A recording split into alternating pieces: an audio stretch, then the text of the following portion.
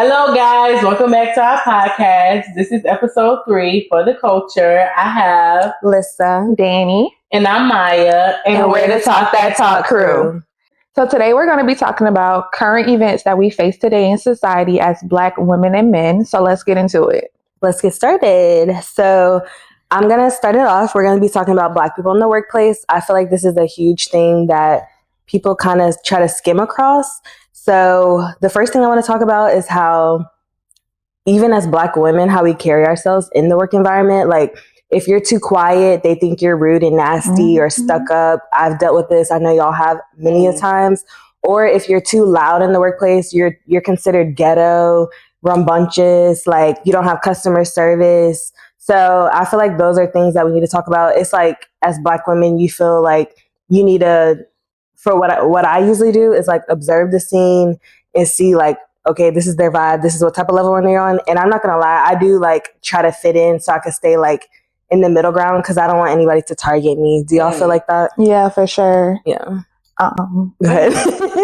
I guess I would say I experienced something like that in my old workplace. I felt like me being the only Black person in the workplace it was so uncomfortable. So I tried my best to, I guess, be to their standard, whatever that is. Because for me, like, I've always worked in customer service since I started working. And I feel like I have a great customer service personality. Like, anybody that I like deal with, they always say they have like a great encounter with me. But for some reason, just with this workplace, it just wasn't enough for them. I don't understand what it was, but I just didn't believe that because the people, like the patients there, they always said that I helped them out. I gave them a great experience, stuff like that. But just for them, it always seemed like it was something. Like it was an issue about something. I just never really understood what it was. I would ask questions like, what is it that you need from me?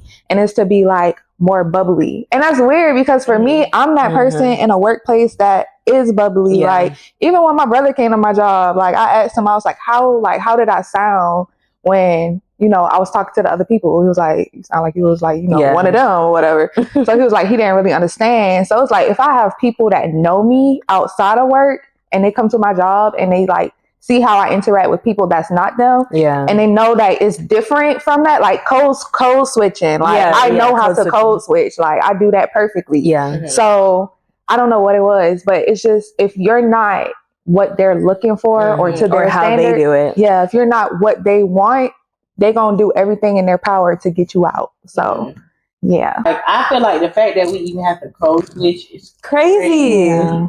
That's how I feel like. I feel like the fact that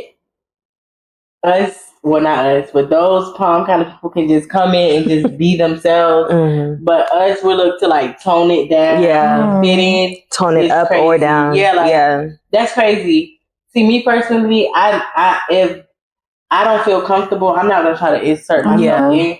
But another thing, I feel like they don't understand that when they create that environment, they don't understand how that like affects us and make us be quiet or not want to fit in or be added to the group, because we can already feel the energy of them like prejudging how they think we're gonna act or how they think we're gonna be. So when you can already feel the energy, because people know you can feel energy. When you already feel the energy is off, you already just want to like step back, and they take that as, I don't know why they take it negative, but they take that negatively when we just be quiet and step back. But like Felicia said, I too like to like peep the scene, especially when it's people that are not of my same race, because I know how they kind of look at us and how they prejudge us. So I just like want to see like what kind of person you are and how I should present myself around you, if that makes sense. And it's honestly sad, is because like we fought this far to even be able to work in these places, be able to have corporate jobs, especially as women, but Black people too. And it's like, we finally get here and now we got to do things how you do it, or it's a problem. Like, even in my past job, it was a situation where it was me and another girl. We were basically both interviewing for the same position. She did her interview, I did my interview. They decide to go with her. So I go back to them and like, what was the reasoning? Like, what can I do? No, I just said, what can I do to improve like going forward in the future, so that's not an issue, or I know how to, get the position next time. So they were just like, oh, nothing. We just wanted more energy from you. Like, but they know my personality is more calm, laid back, chill. But it's like, I wonder if it was because, like, I've had multiple people come up to me before they even meet me. They're like, we thought you were stuck up, mean, rude. And it's like, I didn't even do nothing. I just got here. Like, I'm just here. And like I said, it's usually I'm quiet in the beginning to just observe. It's not an issue, but it's like, why are we labeled rude?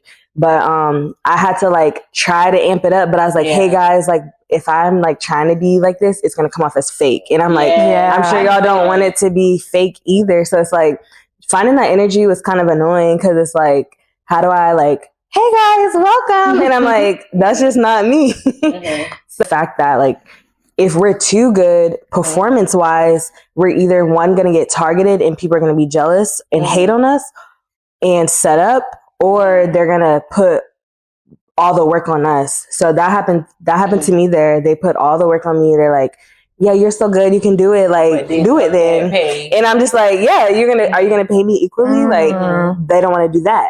They want you to do all the work, but they don't want to pay. They don't want to pay. That's another thing. So it's like either you're gonna target me. So it's like we have to like kind of see, oh, I'm doing too much of this, let me pull back. Oh, I'm not doing enough of this, let me like do more of this. It's just crazy.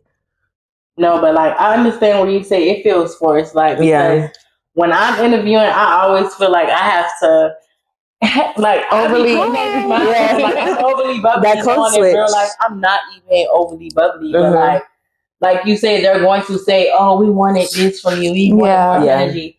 So like before, like most interviews be like Zoom and stuff. So before the Zoom call, I'm on Zoom like, hey, like, oh, how do my smile like because like they're going to want you to be so overly joyful. Oh my God. Like, yes. I don't understand why they want us to be fake. And for some reason, it doesn't come off fake to them, but the customers can tell. The managers, like I can tell it's fake. Like, I feel like if I was to do this on an everyday basis, people can tell. They're gonna know that's fake. Like, girl, you ain't jolly. Like exactly. Like, please. Or what's wrong with you? Why you always happy? Like, exactly. And then some people they not used to like people like that bubbliness. Like they rather somebody more reserved. Like. Why I'm coming in the dentist office early in the morning? You like, hey, good morning. Baby, it's 7:30. Why are you yelling? Why are you yelling at 7:30? I was telling y'all at this job, I'm like, good morning. And everyone's like, that's another thing. Like when I used to come into work, I would like, when you walk into a room, you speak to everybody and nobody would say nothing. I'm just like, they wouldn't say nothing to me. But when other people will walk in and say good morning, oh, good morning.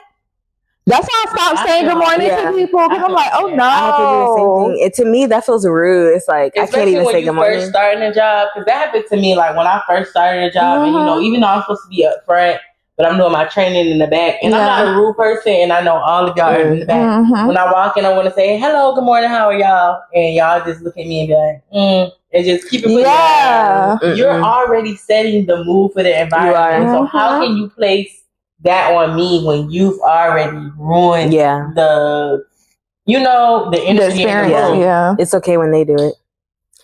I don't like that. I okay when they do it, y'all. But that's because it'd be a large majority of them going to back them and be like, well, I know her and I don't think she might have done that and like, but you know her from your point of view. You could never know her from my point of view. Like, the last thing I'm gonna say in this category is another thing that I've experienced is we work in an environment where it's very intense. They have to call a lot of customers and hear the word no. And I be seeing them, grown men, yell, cuss, like act like children. But if Black people do it, or if a Black woman, like there's this one Black girl, she's like, y'all touch my stuff. Like I left and like my stuff is gone. And they looked at her like she was crazy because she was like being vocal about something. But it's like when y'all do it, it's cool. But when we're loud and like, not even cursing, just loud and like speaking our mind, like, where is, it's like on guard. But when y'all do it, it's normal. Billy does that all the time. Like, no, like, that's just how he crazy. Is. It's like a grown man can act out, but if it's a Black woman, oh my God, like, God forbid. I feel like we already have that stereotype of the angry black woman. And I feel like, secondly, when it comes to the workplace, I feel like sometimes they do feel like we should just be appreciative to be here.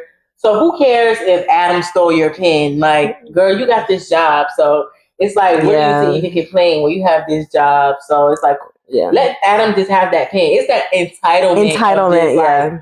Entitlement, let's just make the other people happy. But who cares if you as a black woman or you as a black person in general are angry? Like, you should just be happy that you have this job. I feel like a lot of them do have that type of thinking. Like, because, especially when we them older people, like, they probably done seen so much. They be like, girl, you just be happy to be here. Because I remember when it was a time when we it's crazy. They'll do little remarks and you're like, that was kind of racist, but I'm like microaggressions. When they say like little small stuff, like, oh, like, I didn't know you were so smart or something like that. Like, like belittling. But, like, I feel like, but the fact that she came into the monkey costume and the fact that they didn't even ask you to come into the monkey costume, I wouldn't take that as offense. Okay. But if they would have been like, Danny, what if you be a monkey? Yeah, that'd have been. I would have screenshot that. It would have been Google. WJCL would have been at that dentist office. Hold on, what's the other one? WSAV. I said WTOC. The news would have been down there quick. For real. I would have been putting on the whole theatrics. I would have cried. Yes. One thing, oh my God, I'm gonna tell you this. One thing I have learned that I cannot stand is white women tears. I'm sorry, it be so fake and phony. Soon as they do something to you, and it's just like all of a sudden they rah, and then all of a sudden they just bust out in tears. And now because you said something about what they've done to you, and they started crying, now it's like everybody's the victim. Like, what are you gonna do to fix it? They feel the victim. I'm not doing anything. I'm the one who just brought up this situation where I've been feeling uncomfortable. So why is she crying? Now that this has started crying, now everybody's on her side, but she was just in the wrong. Like, I don't understand that. But I feel like as soon as they start their crying and stuff, you've already lost. Like, as a black woman, as a black man, Latino, Asian, anything. Once them white women start them tears, you might as well just take that L because they no longer care about what you have to talk about. Yeah. But y'all know I'm the peace. So I will say I do have friends that are amazing and I love them dearly and they understand. There is people that are amazing and like they understand and I appreciate those people. It's just the people that are like ignorant and they don't seek for help or they don't think anything they're doing is wrong. That's like what bothers me. But it's not even, but my thing about it, it's not even always the people that's ignorant. It's the people that you think that there's somebody that's a friend of you. And maybe it's like funny. Once like something with maybe like management or higher up happens, they're gonna throw you under the bus. Oh yeah, pick your side. For sure. They're gonna pick the side of those people, and that's what I can't really fully respect because it's like, how can you do that? And now all of a sudden you're gonna look back to me like, oh well, but what do I do? You don't want to be my friend no more. But it's just like, no, because in the fact time that you of would side with the people that you knowing are like being prejudice towards me is insane. Yeah. You know it's picking and choosing. It is. But so you don't have to feel uncomfortable. You would just prefer to just side with those people. Yeah. And that's what I can't respect in the workplace because, you've been to workplaces and like, I'm not the type of person to just judge you just because of your skin color. But once you show me that you're going to use your skin color to benefit yourself, regardless of if it affects me, that's when I can't just like ignore that or just, continue to be your friend, even though I know once stipulations come, you're going to choose what's best for you. Yeah. So now I have to choose what's best for me. Yeah. Switching topics now, we're just going to talk about a little bit about mental health with, Black men and women. To start off, I feel like, our community, I would say, kind of don't take it serious. And I feel like we should, like, especially us, like the things that we go through on a day-to-day basis, like starting off work, like that's the main thing. We're at work literally all day, every day. Like we spend our life there. Like we with the people that we work with more than our own family. So it's like, we need to take care of our mental health more than anything. Like, the other people or whatever, like, it's easy for them because they got their home family, when they come to work, their family with each other. But I feel like we don't have that unless it's with each other in the workplace. So it's like, you gotta protect your mental. I feel like therapy is definitely one of the things we do need to look into. I know for myself, I do go to therapy. It's very great. It's not bad at all. I don't know why the Black community sometimes feel like therapy isn't good. They see it as something negative, and it's not. Like, you're literally just talking to somebody about what you're feeling, what you're going through, and really you just like trying to see if the way you're feeling is a healthy way, or how to get to that healthy point of dealing with your feelings, or even understanding your feelings. Like, it's okay not to know what you're feeling or how you're feeling. So going to somebody to get that extra help, there's nothing wrong with that. At least you're going to get help and trying to get help, versus somebody that's just, ignoring how they feel and kind of like crashing out, I guess. So, I mean, how do y'all feel about, therapy? Yeah, I feel the same way. I feel like people think, oh, therapy's bad. Like, I recently just had my first therapy session, and I remember telling a family member, and they're like, what's wrong? What happened? And I'm like, why does something have to like happen? Like, for me, it's just, I've always looking for ways to better myself. And I feel like I just wanted to understand the way I think. When I went into it, I thought I was just it's just someone safe to vent to. Like, that's how I honestly saw it. I wanted to like talk about my problems. Like, growing up, I feel like I didn't really say too much, because like living in a Christian household, like certain things are like, you do this, you don't do this. So it's like, what if I do these things? Now what happens? And I feel like that's not talked about enough. So just I just wanted to talk to someone like that's kind of like not biased, not a friend, not an enemy. So that's how I went into it. But when I went into it, she started going back to, like childhood, parents, and like digging. And I'm like, I didn't even think about this.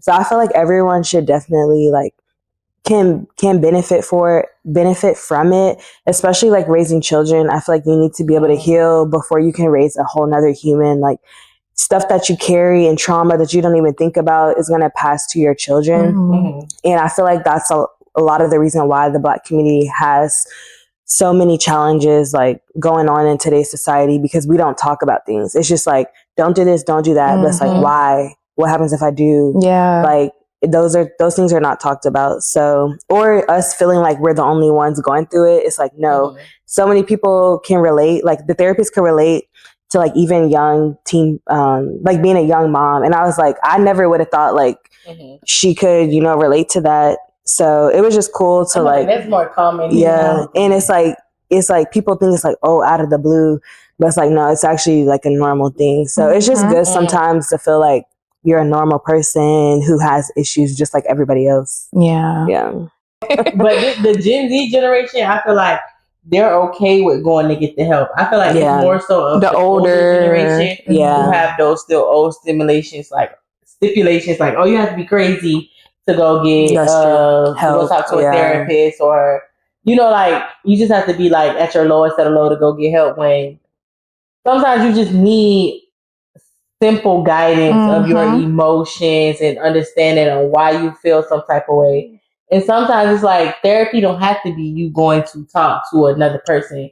Like, your therapy can be something totally different. So as long as it's getting you through, like, just do what you should do. But I feel like so many different practices of therapy and stuff has this negative connotation for the older generation. But I don't understand why. Because like Danny said, when it's the other people, they grow up with their parents. Like, if they're all going, the smallest thing is wrong, like, put them in therapy. But like, we're like the exact opposite. But like you said, that's kind of where our troubles come from, with like, us not being diagnosed with like the mental health things that we need to be diagnosed with, or like, we just don't have that person to tell us like why we feeling, or to talk us through a feeling, because we done been hearing all our life that you have to be crazy to go to therapy. So it's just like, therapy, I ain't crazy. When the whole time it's a benefit to your growth. And like you said, like,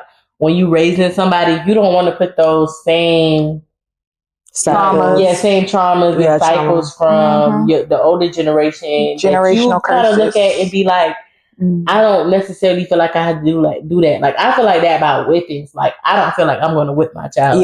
But I definitely grew up with whippings. Like, it's just certain things that you want to be like, hey, this happened to me, but I don't necessarily think I should continue with life or I should transition this to the next human being that I'm going. So I feel like I don't think it's necessarily everybody today, because you do have some people that don't still believe in therapy, but I feel like there's a great amount of us that's now turning a new leaf and be like, hey, there's nothing wrong with talking to somebody. So I feel like we should give them a little, shout out for that. Yeah. Pats on the back. Yeah, like it is. We could be like our family and our older generation, because man, my grandma still like, I ain't crazy, I ain't going to therapy, but like we don't have to take everything that they give to us. Like it's good for you to dissect what the older generation give to you, and some things, if you don't feel like it align with you, don't take it. But if it's good for you, then go ahead and take it. Yeah. And if you as a new adult should take that new route for yourself, like therapy. So that's what I got it. Yeah, like it's just like with the older, like sometimes with the older generation or just people who don't believe in getting that, that second help. It's like, they just be saying stuff like, oh, just you can stay strong. You don't need therapy. Just stay strong. Like pray about it, talk to God. And it's like, yeah, like you can do that. Of course, like God is the center of everything. Go to God about all your issues. But like we have to be honest with ourselves as well. We do need to talk to people. Like we need that professional help. It's nothing wrong with getting that professional help. Like it's there. Why would we not use our resources? Like it's so much, like especially for us, like being Black people, Black women for sure. Like I don't know about y'all, but like for me, like there's some generational curses in my family, and I'm for sure trying to break that when I do become like just becoming a mother, like just starting from like my grandmother, her mother, and like just kind of seeing some stuff fall in between me and my mom. And it's like, we are getting like, past that and stuff. But I just know for a fact, like when I have a child, I'm already like practicing, like I'm not doing this. Like I know how I'm going to be about situations. And it's kind of like for some people, like for me, sometimes I feel like I can't really fully talk about certain stuff because I feel like it could be a trigger for her, and like that's some stuff I kind of have to take it, like think about too. Like, okay, I can't really fully come to her about how I feel because maybe it might be a trigger for her and her mom. So let me just pause with that. Get my own type of get my own help or something from someone else. But I feel like what some people don't understand about therapy is it's not just you spilling your guts to the therapist. I feel like they do give you like exercises and ways to, work through things. So like when you say like something may be a trigger for your mom, but like let's say when you become a mom and your daughter brings something to you, although it may be triggering for you, you've been through therapy and stuff where you know that you have to do like this breathing technique or I know how to handle it now. Something for you to be like, okay, my daughter needs me at this moment, although this may be bothering me. I need to put my feelings to the side so I'm able to give her what she needs because this is still a human being who has to grow and develop into themselves. So I feel like people don't understand that therapy goes so much further than just spilling your guts to this person. Like they're teaching you how to move better so you're not, passing trauma down. Passing trauma down. Your child, like I said, with whippings and stuff, it's way more other things that you could do than just whoop your child to get them to understand, respect, and all that other stuff. And I think that's very important. Like us doing the little things now to affect our next generation. We may not be able to go back and shape our parents or our grandparents because they're already set in their ways. But what we can do is take accountability for ourselves to say, going forward, I'm gonna break. My intention is to break this generational curse. My intention going forward is to change this or to change that. So I think like over time, it will get better. It will change, hopefully. But I think like bringing awareness, even just talking about it, like, hey, it's okay to get therapy. Like there's nothing wrong with it. Even to like our men, our Black men, like encouraging them, uplifting them. Like, yes, they do stupid stuff, but it's like, we can be a little encouraging. We are a little harsh on them, but it's like their parents are harsh on them. Their work is harsh on them. Like we can be a little like genuine kindness to them and be a listening ear, like, wow, you have been through a lot and like you feel like no one understands and you act out because of these reasons. But I would encourage you to also go to therapy, like get help. And it isn't, like you said, there's different therapies. Like some is talking, some is just breathing techniques, meditating. Like it doesn't have to be, oh, I'm spilling my guts out to people. If you just want to breathe and like work through that, learning how to get through moments, I think that's important. Or they have life coaches who help you in hard decisions of your life, especially as Black men or women, like buying a house or like getting a career. Those big decisions, I feel like sometimes you do need a little help and you can't go to your parents. So it benefits from that. And I think like stuff you don't even really notice. Like for me, my first therapy session, I literally just like cried the whole time. And it's like, she said something and she was like, what do you usually do when you have a rough day? And I was like, nothing really. And she's like, go home and cry. I was like, I don't even cry. I was like, I don't remember the last time I cried.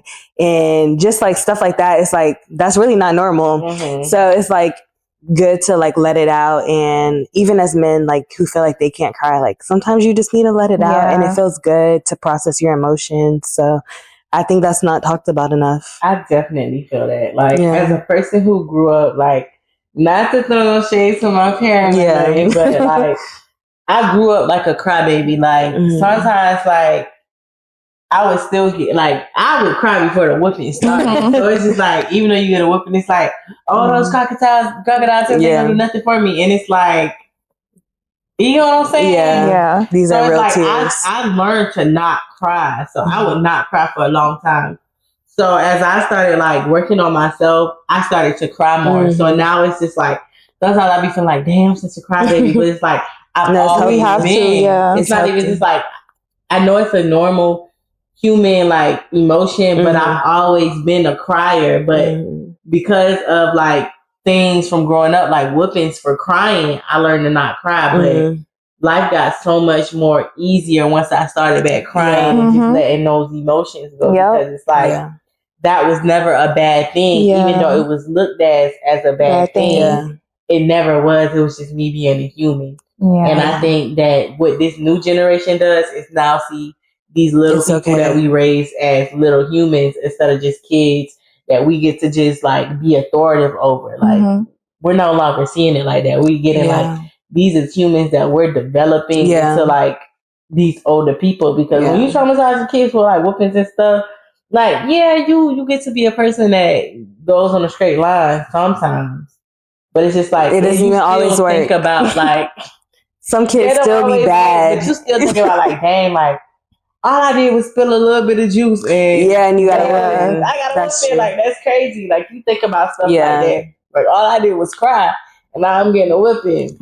I needed that. Like that's who I am as a person. Like when I'm crying, I'm releasing. Like, you're releasing. I just needed that release, and now once that release is over with, you're good. You're good. Like, you just have to feel your like you have to feel your emotions. By holding it in, it's like it makes it worse. It makes it so much worse. Like you'll feel like a heavy weight on your shoulders, and then like it'll just be one day like you just start crying, and like once you're done, you just like dang, like I feel so much better. Like it's just a weight, like a huge weight lifted off your shoulder. Yeah, I feel like certain emotions get a negative rep. They do. When all it is you being a human. Like, you're going to be mad. You're going to be sad. There's no way you're going to go through life and you're never going to have a negative emotion. Yeah. But once you just feel it and you go through it, it's over with. Yeah, like, you're good. You're good. Exactly. So I feel like the fact that being mad, sad, angry, all those bad feelings get such a bad rep. You feel like you can't feel them. Yeah. Whole time. You have to feel them. You'll get over it. Like, and that's how you'll get never over it. just always be sad unless you just want to put yourself in that predicament. But if you just feel sad, realize that dang, that happened, but I just gotta move forward. Yeah. You'll be good. And again, that comes from the whole angry Black woman thing with us. Like we feel like we can't show emotion or we can't be angry. We can't be anything that's looked at as negative because of course we're going to be looked at, oh, she always got an attitude. She always mad. She always sad. Like, okay, that's fine. Like we have to be able to feel our emotions. And I feel like that's just what Black people in general, like even with Black men, they feel like Black men are, you know, tough, They feel like Black men aren't they don't show their emotions. Yeah. Black men need to show their emotions as Yeah. well, because they be crashing out. Like y'all kind of do be crashing out sometimes. Like, it's okay. Yeah, like y'all holding it in. Yeah, and it's like, it's okay. Just because let it go. Men can't cry, but if you just cry and get it over with, they feel you're like, good. Exactly. You're good. You just gotta get it over with. An example, like at my school, we had like a event where we talked about like just like stuff for like Black men and women, like how do we feel about ourselves and stuff like that. And I think it was anonymous, and one boy wrote, we don't know who he was or who wrote it, but he said that he feels like he can't show emotion because it's looked at as being weak. And everybody kind of like chimed in. It was like, no, like you kind of need to show your emotion, because it's okay for you to show your emotion. It's okay for you to cry, because you holding that in, it's just gonna make you be more angry, and then at the wrong time and wrong moment, you're gonna blow up, and it's just gonna be worse than it should have. Like, for y'all come out the womb with a target on your back. Y'all are males and y'all are Black. Yeah. So it's like, show that emotion. Let it, release it, feel it, get through it. Like, I know some men feel like, oh, I can't talk to nobody. No, yes, you can. You can. I know a lot of them feel like they can't talk to women. As well. Like, their fathers do it. Household, you can't cry. Men don't cry and all that. Like, that's when you grow up with, oh, I can't say nothing, because if I say something, now it's like I'm weak and I'm this and that. But I feel like that's where it comes to when you grow up in those generational curses. You have to be now go through therapy or go through what you need to go through to be that person and be like, you know what? Men do cry. Men do have the same emotions, because at the end of the day, yes, I'm a man, but I'm a human. So am I going to handle those emotions differently? Yes, because you're a man. You're not going to have, you're not going to deal with things the same way women do. Yeah. But I feel like the fact that they say they can't like be like, like vulnerable and all that other stuff, that's where they mess up at. And now men feel like, oh, we can't say this and we can't say that, we can't do this, we can't do that. Whole time, yes, you can. It's just been put in your head all the time that you can't. Yeah. Whole time you can and you need to, so you can be a normal human being and all that. And then sometimes it also stimulates from, like, I guess their relationships with who they deal with. Like, they feel like that person make them feel as though they're not man enough if they show the emotion. Yeah. And they hold back from certain people, and that's not something they should do either. That's why I feel like it's very important, like, to talk to the right people, because okay, say your parents' trauma, it was triggering or like traumatizing. You can either say, okay, I'm not gonna tell no one else, or using therapy as like a professional who is like aware of feelings and emotions. You can talk to them because they understand these things. This is not nothing new to them. To your parents, this may be a new thing, like a man has never cried or a man has never like acted out like this. So why would you do this? But like to that professional, that's normal to them. They see it all day, every day. So I feel like as men, just find the right people to talk to. If someone's putting you down or like not supporting you in your relationship, in your family, that's not the people to go to or to confide in. You should want to go to someone who uplifts you, encourages you, says like, it's going to be all right, to work on these things. But I feel like with everything, there's a balance. Like, even people, yes, you can express your emotions, but at the same time, you shouldn't be where it's affecting others, like yelling, screaming, cursing people out. Like that shows that there is something deep inside of you that you need to work on. Or also, it's not also good to just be quiet all the time, because you're bottling up those emotions. You don't have an escape to get those things out. So I feel like there should be a balance. Like, you should know, I feel like it should be a determination of who you're around, not like what you feel comfortable that you can get out. Like, you should know certain people you can release to a certain extent, some people you hold back from. But I think at any time, everybody should have a comfortable place where they can share all their feelings and emotions and not feel judgment for anything. And just know when's the right time to release. You should have a safe place whether that's at your home or, you know, like in your car to just get it out. Yeah. I love sitting in my car. I would, when I get home, I be sitting in my car for a while. Like, I'm calling you and I be in the dang car. Like, you still in the car? Yeah. I sit in the car for hours. Yeah. But, you know. Just need that minute to just to take a breather. Yeah. Because sometimes even going into your home, like, your car may be your only space where you have that peace. Sometimes you might go into a household that's like chaotic and you just want, you know, to feel that whole little hour, 2 hours of peace before you go into it. Yeah. And there's nothing wrong with that. You can do that. Okay, so just to wrap everything up, just encouraging everybody to get that help that they need for sure. There's nothing wrong with therapy. You can get that. If you ever feel like you're at the point where you think therapy isn't enough and sometimes you feel like you need more help, like some people might be at that point where they think, you know, I don't even want to do this no more. Some people get at that point. Hit up the suicide hotline, y'all. Like, the number is 988. That's it. 3 digits. It's nothing to just, you know, give them a call. You can even text them and somebody will literally call, like, text you back immediately, just talk you through things. Like, it's not even to judge you. Like, that's just somebody that could help you more with what you're experiencing at that level. Yeah. So, Maya. Hello.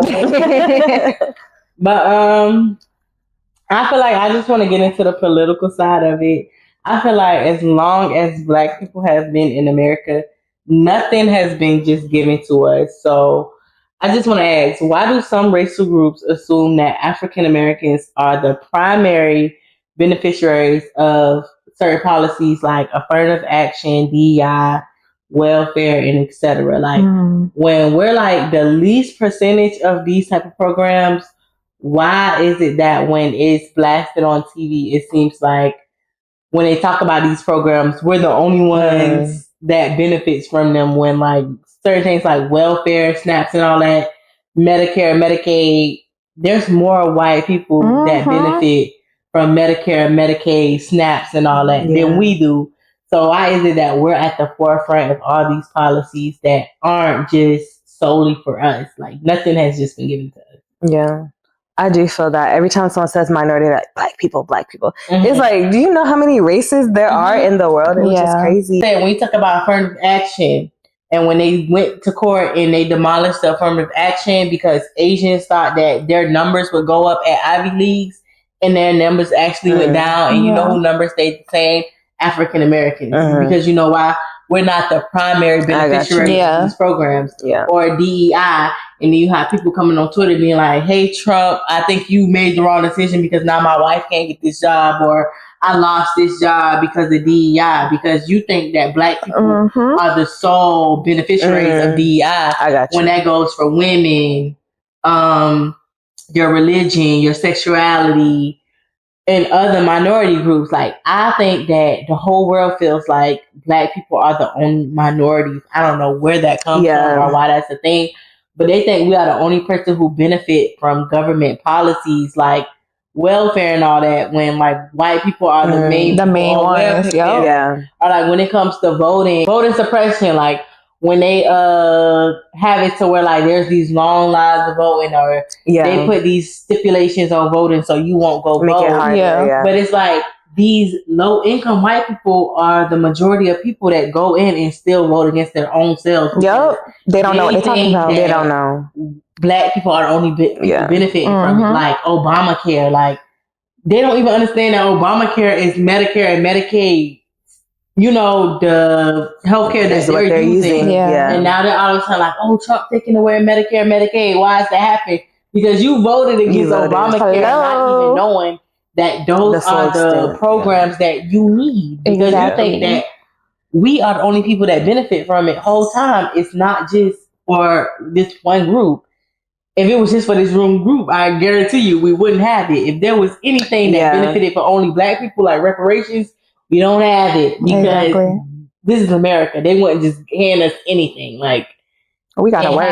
You gotta work for it, you know what I'm saying? That's why DEI don't really bother us, because we know, like, when we go to a job, the only reason we got that job is because we had to work 10 times harder than to get it. Anybody else. You know what I'm saying? So it's like, y'all want to dismantle these policies that 100% help y'all, not even knowing that it help y'all because y'all want to have some type of gotcha moment to us. Yeah. Whole time we not even bothered because we know when I applied for this job, it's no way nobody would have just gave it to me just because. Like I would have had to have the Prove education. yourself. Matter of fact, more than the education that I need just to get this one job because I know that if a person of a different complexion to me, a lighter complexion to me, goes in, they're gonna get that job just off looks. Like that's what I'm saying. Yeah. Like you gotta look, like you gotta have a certain look, you gotta talk a certain way, all that type of stuff, just for them to feel like, oh yeah, I'm gonna get a sit down instead of them. That's how, that is the crazy thing, is like they think they vote on policies to be like, how would it benefit me and how will it not benefit them, which is crazy. But it's like we're all Americans at the end of the day. Whatever we vote for, it affects the whole country, and people don't look at. They don't even understand. Like in like Southern America, Latino people are some of the most hardworking people in like fields and construction and stuff like that. So when you send ICE out, and now these houses ain't getting built up as fast as they used to, or we ain't getting food out the garden or out the fields as fast as we used to because we have taken these people that were willing to work these jobs for such a low income because we want some type of gotcha moment. Like these Americans, these white Americans know they're not going in no fields to pick no cherries or pick no, all these fruits and vegetables that we need, or even for like $4 an hour. They know they're not doing that. So the fact that they even consider those American jobs are like insane to me, knowing that no privileged American is going in those fields for $4, $2, $3, $4, $5 an hour just to bring a little bit of cash home. But because even forget that, even Latinos for Trump, they had that music and they was dancing and they was happy and they was doing all that. Now he's sending them back. He's taking the ones who were born in America. It's crazy. It was like, oh, they tricked us and now you're targeting even us with birthrights. But it's like, no, he never tricked you. He even let you know that he was coming after your community, but you thought you had some type of immunity to that because you have some type of birthright. But whole time they don't even care about that. Like they might like the benefits that you give to them, but once it's like you or them, they're gonna choose themselves every single time. And even if that like shoots them in the foot, they don't even care. Like it's just the point of showing that white people have more power. Like that's all they be about. Like just showing white people have more power. Even when it comes to like the snaps thing, when it's like, oh, we should put stipulations on something. They shouldn't be able to get like sweet snacks or certain type of stuff like that. Like, why shouldn't people who poor be able to get the same type of stuff that everyone gets just because they're poor? Like, at the end of the day, that's really not their fault. Like, and it's like, how does that even benefit the world? Like, whether a poor person gets sweets or not, how does that affect your everyday life? That has nothing to do with you. Like, that because people know that with taxes and stuff, they know that their dollar pays for like these people to get their food stamps and stuff like that. But it's like, what do you benefit of withholding a certain type of class of people from getting certain type of stuff out of the grocery store? Like, I just don't get like how that affects you in no type of way from withholding them from having the same type of stuff that you do. Like, if anything, that has a negative effect. Like, people are a product of their environment. So, like, when people talk about, oh, black people steal, black people do this and black people do that, like, at the end of the day, you can't really, like, fault people for becoming a product of their environment. Like, if everybody did the right thing all the time, guess what? People would still be poor and hungry. Like, I feel like that's just the bottom line of it. Even if everybody did everything right, there would still be poor and hungry people in the world. Just because people would rather not have everybody be beneficial of something just because black people may get it. And that's what I feel like at the end of the day. Like, as long as we don't get it, they be okay with themselves and other groups of people not being able to feed their family or have money when they get older. What is that? Social Security. Stuff like that. Like, you work all these years and they even want to take the money that they're supposed to give you for working so long and so hard to continue to live life as a retired person. Like, all this stuff being in jeopardy because politicians and stuff push the narrative that, oh, DEI and woke and all that. Instead of just saying the N word, they will push these synonyms of DEI and woke. Yeah. And it's not Just even so us. just so you equalize that to black people, not even knowing that poor white people benefit, the Mexicans benefit, the Asians benefit, the Native Americans benefit. Like all that becomes nothing because they think that black people are the number one beneficial of government projects, and that's just crazy to me. Like, but the fact that the government don't want to even give out to this policy or give the money out, they frame it as to black people benefit the most. When like outside of Mexicans, like we're like the least minority. Like we're like the least demographic in America. Like I think it's like maybe white people, Asians, then black people, then Mexicans. I think that's the. What about Native Americans? Or they're probably the least. I don't even think when they do like love. What are Indians considered? Native are Indians, but Native Indians are different than Native Americans. Yeah, that's the thing. Okay. You got Native American Indians, then you got Indians. Yeah, India, like from Asia. So I think that the fact that they're both called Indians, I don't even think that they're in statistics. Native Americans are they considered like other? Like when because they're so small. I think that's like Native Americans and Indians when they have that other, because they really only like capitalize like Asians, Mexicans, blacks, and whites. But now like mix is taking over too, so I feel like that's where it gets tricky. Is like even like how we were discussing, it's like where do they classify? Yeah, but I feel like this is America. There's no such thing as a mixed person being white, just from all the way back to Jim Crow. Like when you have that one, I feel like unless they can that still does that 1% drop rule. Louisiana, if you even have 1% white in you, you're considered colored or black. So it's like I know half and half people like to say, "Oh, well, I'm in between. I'm half this and I'm half that." But in retrospect, I'm just gonna be honest. White people will never consider them just like white. Like they will consider them black just off that half percentage. But I mean, I can understand like what their mindset is, because they do have a white parent. They do have a white side of the family. But unfortunately, or if they white pass, that we live in, like if they look white, then they can pass as white. Yeah, they can pass as white. But I'm saying when you look mixed, like the society that we live in, this world that we live in, they're not going to see you as mixed. They're not going to. They're going to look at you as either white or black. It's either white, whatever you look like. Yeah, whatever you look like is what they're going to label you. I'm saying when you have that kinky curl, you have that. I can tell that you're mixed. They're not going to consider you white. They're going to consider you black off rip. It's sad. I was going to talk about like even going back to like poor versus rich. Like they be like so strict to like, oh, they're poor because they made poor decisions and they didn't. No, some of it's mental health. Some of it's trauma, PTSD, military veterans. Like, why do you think all these veterans are like poor? It's like trauma. Like, that's why it goes back to like mental health. Like, we should want to get to the root of the issue. It's like, we shouldn't just be pushing poor people. I mean, not saying we can like make a huge change, but I'm saying like us as America can like do something better with like poor, because we just want to push them aside or ignore them or act like they're not even humans, like they're not even a part of America, where it's like we could be offering resources, like we don't know their struggle. Their house could have caught on fire and then they lost everything. Like we don't know people's story. It's just like, I feel like America in general, whether it's your race, your monetary status, where you live, like we're just so quick to judge, like you're not like me, or you feel entitled to certain things. It's just like, it's really like sad that people in America, no matter what they look like, face some type of like recognition. But of course our culture, it faces it the most. And it's like, y'all want us to like move on from it, or like, that was so-and-so years ago. It's like, it really wasn't that long ago. Like my grandparents went through that. So it's like, literally it's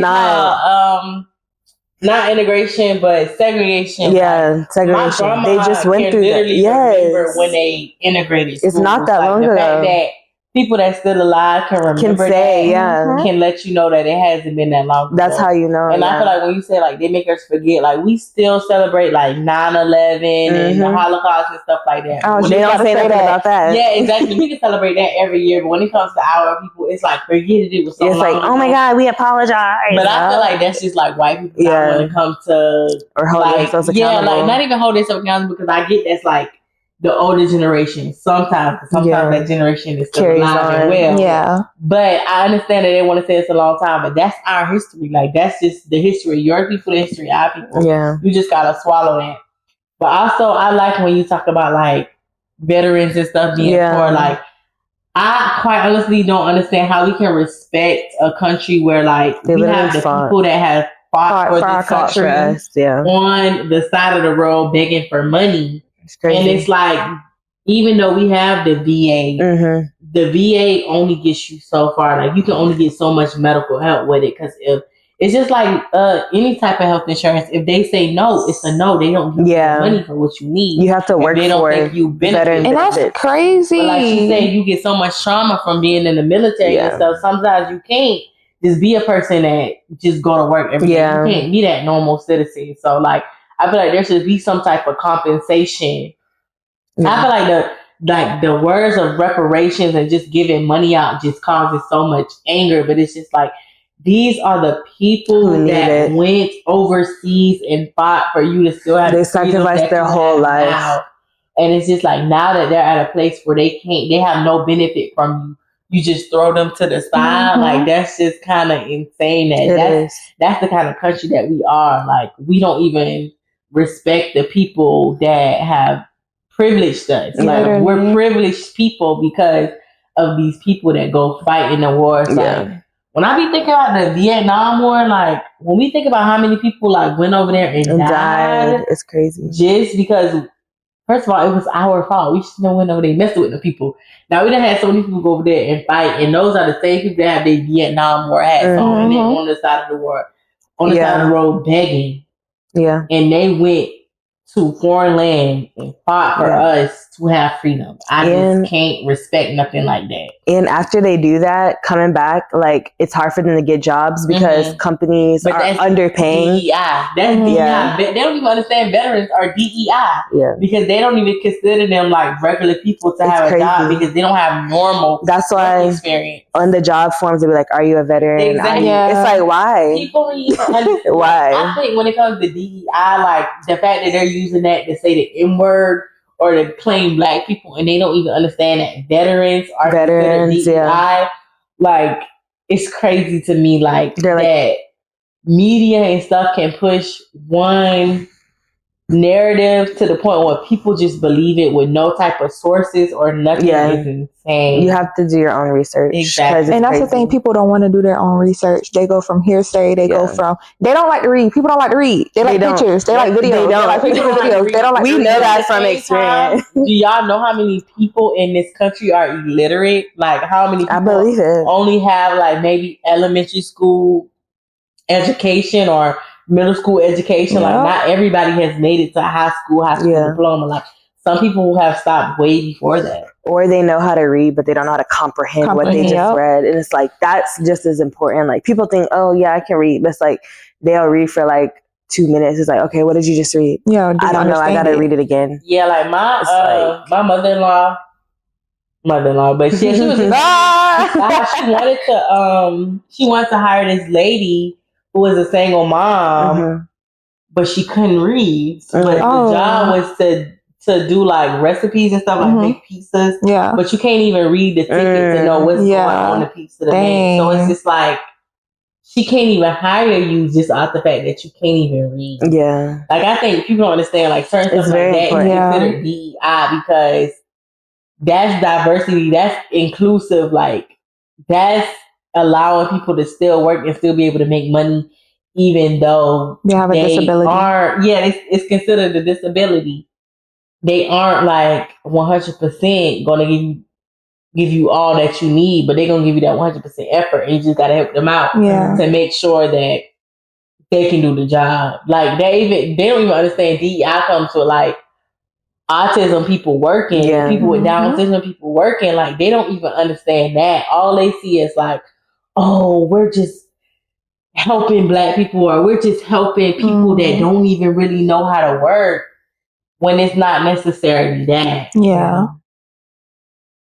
Yeah, I feel sad. Like the whole world is sad. Yeah, like I feel like we live in such sad times where like nobody have compassion, nobody has empathy. It's like dog for dog, every man for It's a themselves. dog eat dog world. Dog eat dog, yeah. Every man for themselves. Like people can only see what they how it need benefits and what them. they want and what benefits them, but they don't even see like it's so many other people in this world, and I would not feel good knowing that just because I'm getting this, I'm taking away from somebody else. Yeah. I could never feel good about that. Like, that's just insane. Like, if it was up to me, it wouldn't be no poor people. We at least get them a little tiny. Because for me, it doesn't make sense that there's billion quadrillionaires and there's people who have 0 cents. Do you even know what a billion is? Like, a billion. 1 billion. Multiple. Not even a billion. A million. Like, even a million. Like, people. A million is a lot, but a billion is so much. Billion. Like, how do you have that? So like, and you can't even use all that money. Somebody with 400, 500 billion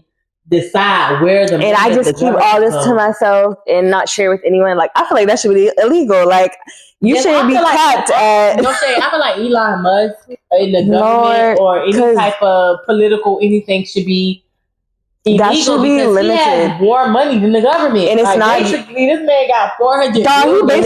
He literally is like running the White House for now. And that's what I'm saying. Did y'all see the it's not just like you're not the president. He said you're not even the effing president. Oh God! He said get out. Didn't he say get out or something? Shut up. Get out. Shut up. And he learned that from he's hearing, he's saying what he's hearing. So this is what's going on. Watch that. That's what I was saying. Like, money in this economy, money in this world, especially in America, is power. Money is power. So it's like, it should be limited, because y'all just let anybody get money nowadays. It's like, you don't know what type of mental state they're in. Like, I think Elon Musk has like an autism or something. Yeah, I feel like even his mom or something said that he shouldn't be doing he has something. Like, I feel like when people, family members, or even people that tell they you, say like, I don't, they know stuff we don't. It's right, and we still go against that. That's insane. But they just think money. That's all they care about. Like. At this point, the audio did get cut off, but we want to thank you for tuning in today's episode, where we unpack some of the challenges Black people face in the workplace, the significance of prioritizing mental health through therapy, and the impact of government policies on everyone, dismantling the assumption that these issues only affect minorities.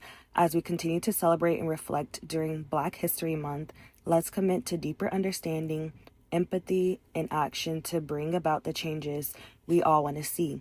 Thank you for tuning into our conversation, and remember that your voice matters and your healing is power. I am going to close it out with a prayer. Father, in the name of Jesus, we come to you for this opportunity. We thank you for having this meaningful conversation. We hope it impact those who are listening. We ask that you guide us in fostering understanding, equity, and compassion in every space that we occupy. Bless those who feel unseen or unheard in the workplace, and provide the courage to speak healing through therapy and community. May we all have the wisdom to recognize that we are all connected and that our struggles do not define us. We strive for justice for all people. Continue to lead us as we celebrate Black history and honor legacy and history of those who came before us. In Jesus' name we pray. Amen.